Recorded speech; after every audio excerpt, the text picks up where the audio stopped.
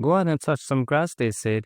Go out and touch some grass, I'm willing to, provided other humans are not there with me. Anxiety, autism, depression, ADHD, and a whole lot other psychological or physical conditions tend to be related to the reasons why certain people choose to isolate themselves from virtually everyone around them.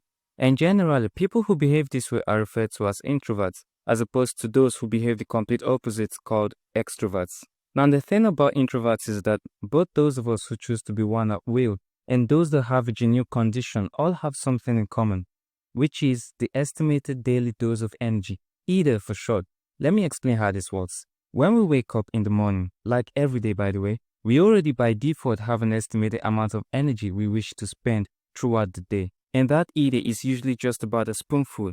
Now we could choose to exhaust this spoonful of energy on either chores, the toilet seat, or another round of a morning siesta. It is stress-free, it is relaxing, and in this state of comfort, when we see a random text or call from a number we may or may not recognize, we generally get stressed out. And there are a series of reasons for this response. Does this person want me to get out of my blankets, take out my comfy socks, and head out? Well, I don't want to do that. I really don't want to speak to anyone at the moment, or ever even. I'd already used up my ADA for the day. And most importantly, does he want me to go out and touch some grass? What the fuck you think he is? Now I understand your concern for us, my dear extroverted friends. I mean, some of you love to play Mr. Motivation in our lives by telling us to step out of your comfort zone. But there's a reason why it's called the comfort zone, my dear Andrew Tate. But then again, the idea of a private life can also be tied to personal morals rather than introversy. Take this scenario, for example. I walk into a restaurant on a Friday evening. The waiter hands me a menu.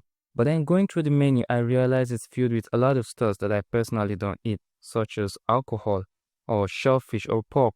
Then I signal to the waiter to get me a different menu, as I can't eat anything on this one. And the waiter's first impression would be, "Oh, you're Muslim."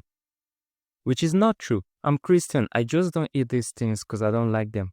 Which is why, in order to avoid such a scenario, I usually just stay back at home in private so as to not to have to explain to almost everyone around me why I do the things I do the way I do them, such as why I'm not Muslim but specifically ask for halal food in restaurants, or why I don't like football or parties or drinking or people or life in general. The outside world is vast and filled with a lot of fun activities, and believe me, my dear extroverted friends, we introverts actually are aware of this thanks to the internet, which is why we also love to experience the thrill of exploration and engagement with our eyes through a phone in our bed. I mean, we sure do like to step out from time to time, but only to pick up groceries. We do anticipate traveling to some of the places we see online, provided there isn't an overwhelming number of humans there to bother us. Now, you don't have to be in contact with an introvert to be bothersome. Your mere presence around us makes us feel uneasy, all thanks to these guys, I guess.